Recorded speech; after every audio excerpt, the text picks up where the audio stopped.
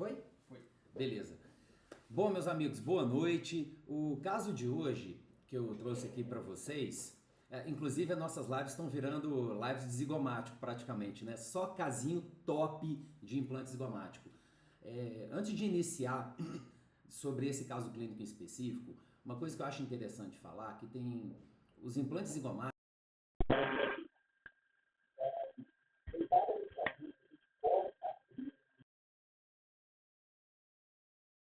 Muitos colegas, cirurgiões dentistas, inclusive me perguntam, Henrique, será que não é melhor fazer, por exemplo, implantes pterigóideos, implantes em outras regiões? Eu, Henrique, acredito que sempre que você puder optar por implantes zigomáticos ao invés de implantes pterigóideos, você vai ter uma qualidade óssea melhor. O osso zigomático ele tem uma pirâmide tetraédrica com ápice. Então, o ápice do implante fica justamente no ápice dessa pirâmide tetraédrica, o que vai possibilitar, muito provavelmente, que você realize a carga imediata. Outra grande vantagem é a qualidade do tecido ósseo quando comparado a outras técnicas, como os implantes pterigóideos. Esse caso de hoje, gente, é um caso de um senhor idoso, consequentemente acima de 60 anos, tabagista, hipertenso e diabético. Bom, ele nos procurou, ele já tinha feito procedimento cirúrgico prévio em região de assoalho do seio maxilar direito, sem sucesso, e tinha feito, como vocês conseguem observar no exame de imagem, a instalação de 4 implantes por uma prótese tipo protocolo inferior. Bom, antes de falar do zigomático, eu vou falar desse protocolo inferior. Olha só, sempre quando a gente vai realizar uma técnica de protocolo em região mandibular, sempre aplane o rebordo. Então, por exemplo, se vocês observarem aqui, esse caso era um caso que o rebordo poderia ter sido aplanado e, consequentemente, você iria conseguir colocar uns implantes numa posição tridimensional ideal, melhor. Repara que esse implante na região do lado esquerdo do paciente está muito próximo a esses dois. Então isso vai dificultando a realização depois da prótese tipo protocolo.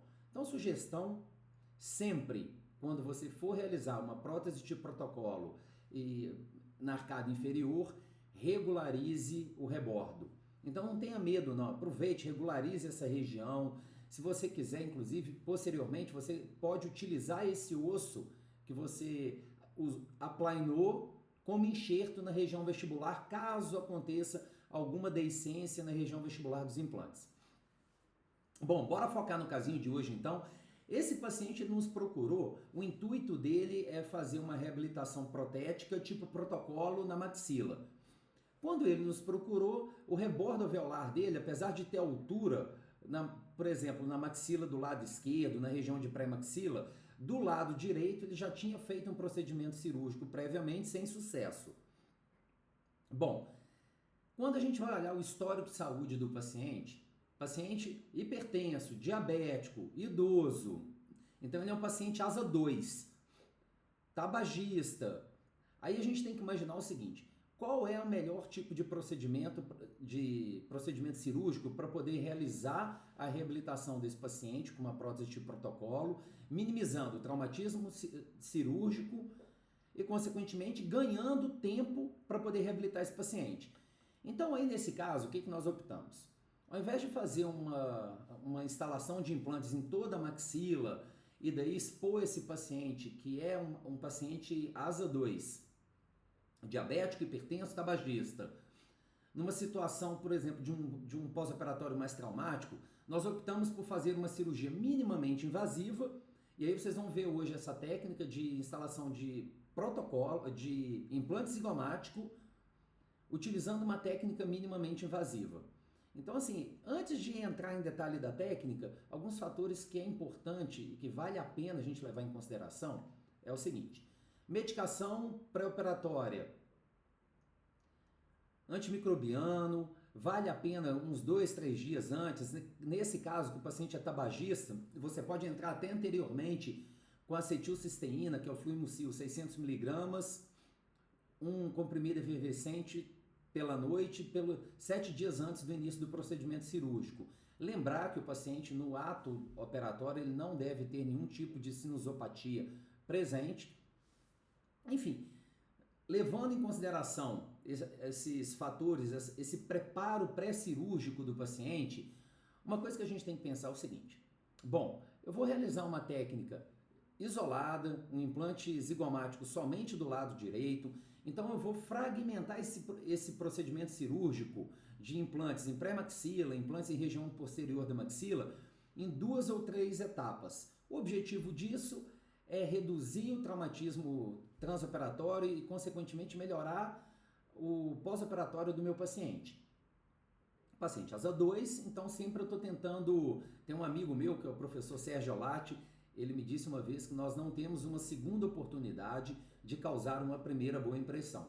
Então, nesse caso, como é um paciente que já teve intercorrência previamente, eu prefiro fazer uma cirurgia isolada, somente o implante zigomático, para que ele tenha um pós-operatório agradável e aí sim ele se torna mais aderente ao tratamento.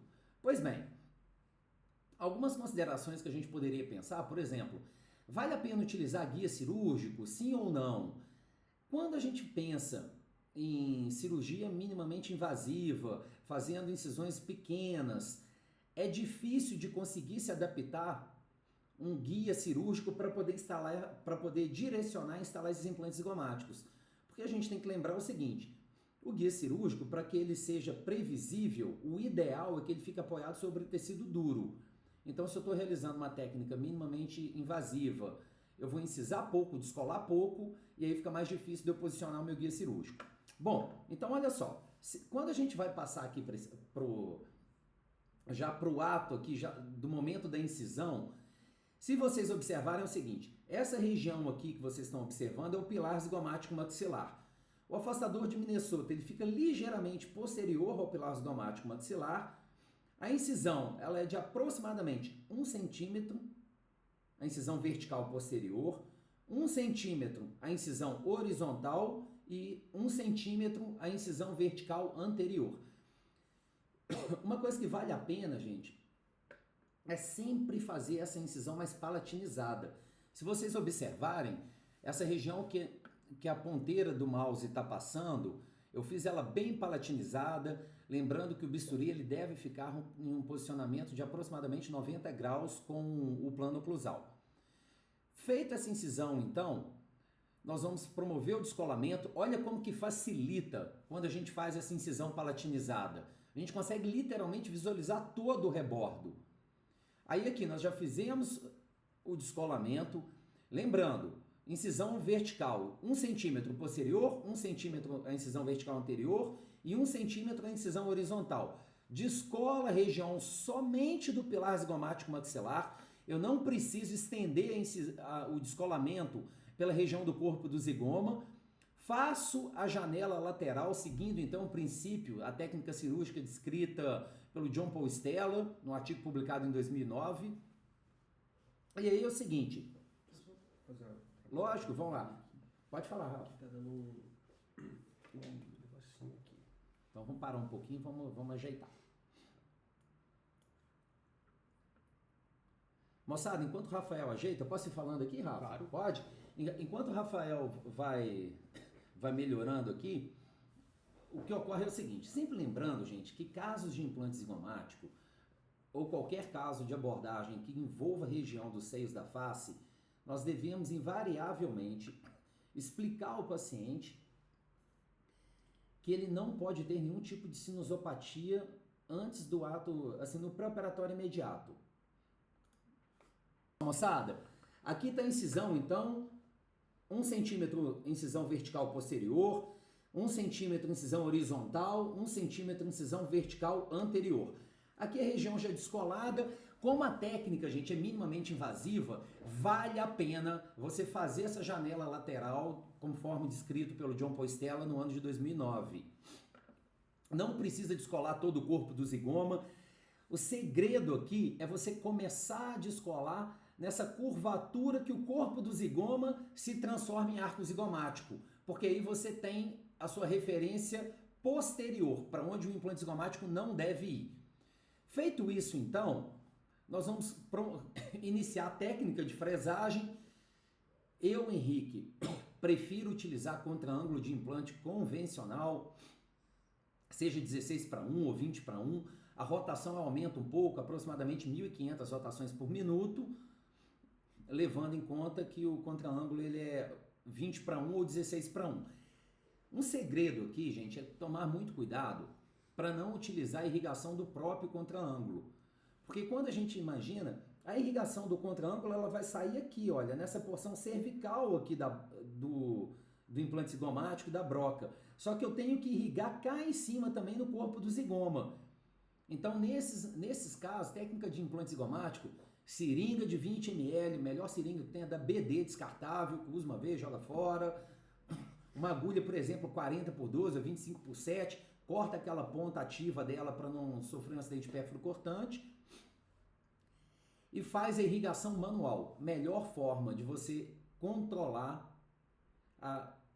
um superaquecimento do tecido ósseo, nesses casos de implante zigomático, é fazendo irrigação externa e não utilizando a irrigação do próprio motor. Bom, aqui já feita a perfuração, então, corpo do zigoma, estou fazendo aquela mensuração inicial. Observem, gente, como que nesse caso, inclusive, é uma outra característica, o porquê que tem que ser com contra-ângulo. Esse implante zigomático, ele sai exatamente na interproximal do primeiro molar com o segundo molar, que na grande maioria das vezes com os pacientes coincide com a região do corpo do zigoma. Então, se não for com contra-ângulo de implante, você não vai conseguir fazer com que o implante fique literalmente na região de pilar zigomático maxilar. Ele vai acabar ficando um pouco anteriorizado caso você utilize, por exemplo, uma peça reta, seja ela redutora ou não. Mensuração. Aqui o implante zigomático já instalado. Tem vários tipos de implante zigomático. Tem uns implantes zigomáticos que tem, por exemplo, a superfície toda ela lisa e somente o ápice do implante que tem as roscas e tratamento de superfície. Tem outros tipos de implante zigomático, aí eu estou falando agora da macrogeometria deles, né? Que ele tem as espiras na porção cervical e apical e o terço médio desse implante é completamente liso. Eu, Henrique, prefiro utilizar um implante que tem rosca em toda a região do meu implante zigomático. Por alguns motivos. Motivo 1. Quem me garante que é somente aquela porção apical que vai ficar em tecido ósseo? Pode ser que no transoperatório modifique um pouco do planejamento inicial. Então eu prefiro utilizar um implante que todo ele tenha rosca. Nessa região aqui eu posso, por exemplo, fazer algum tipo de enxerto heterógeno, somente para manter o volume. Isso, inclusive, para o paciente acaba preenchendo um pouco a região do corpo do zigoma. Então ele acaba tendo um ganho estético, nesses casos que o implante vai passar exterior ao seio maxilar. Um outro detalhe que vale a pena, e essa foto inclusive foi muito bem tirada, então, foi o Rafael, viu, gente, que fotografou, não fui eu não, foi o Rafael. Então olha só, se vocês observarem, olha como que o próprio implante zigomático, esse que eu gosto de utilizar, ele corrige a angulação para que a plataforma depois e o componente protético já saia na região cervical. Então isso para mim é uma grande vantagem, porque se você não quiser, por exemplo, utilizar um micro-unit, você pode moldar direto na cabeça do implante zigomático. Ou caso você precise utilizar um micro-unit, você pode utilizar um micro-unit reto ou até mesmo os angulados, mas você tem um leque maior, uma gama maior de implantes e de componentes para você poder resolver essa situação protética. Essa região aqui, olha, eu aproveito essa porção aqui que tem o periósteo, faço uma incisão. A partir do momento que eu fizer a incisão aqui nessa região, o tecido adiposo de Bichat já sai. Eu sempre gosto de utilizar esse tecido adiposo de Bichat. A grande vantagem aqui é que ele vai recobrir essa região do meu implante, vai sofrer um tipo de metaplasia e transformar em tecido fibroso. Então, querendo ou não, ele acaba auxiliando até mesmo na estabilidade tardia do implante lá na frente. Então, eu sempre utilizo o tecido adiposo de Bichat. Algumas pessoas me perguntam se o paciente vai ter algum tipo de alteração estética. Até porque tem pacientes que fazem o procedimento de bichectomia para melhorar o contorno da face. Como eu não estou removendo o tecido adiposo, essa porção anterior da bola de Bichat eu vou trazer aqui para recobrir o meu implante. A porção posterior e média acaba ocupando o espaço que anteriormente era da porção anterior do tecido adiposo de Bichat. Então o paciente não vai ter alteração estética. Eu, Henrique, sobre esse tecido adiposo, eu gosto de utilizar uma membrana de PRF. O intuito aqui, gente, paciente que tem uma veia boa, que é fácil de fazer a coleta, eu não perco oportunidade não. Eu coloco, até porque essa região aqui, olha, do pellet leucoplaquetário, aqui tem a fibrina, tem as plaquetas que vão estimular então a angiogênese e tem os leucócitos que, querendo ou não, vão servir de células de defesa, protegendo aquele implante de uma possível infecção. Então aqui já um implante instalado.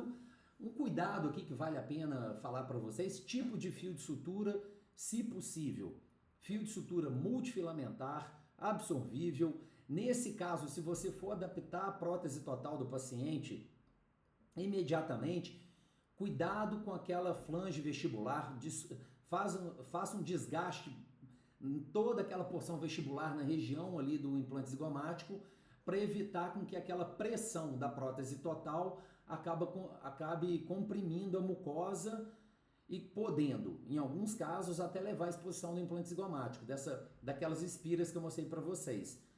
Como eu recobri com tecido adiposo e ainda com PRF, esse risco ele é muito reduzido. Mas, de qualquer forma, não custa nada fazer o desgaste da prótese, tá bom?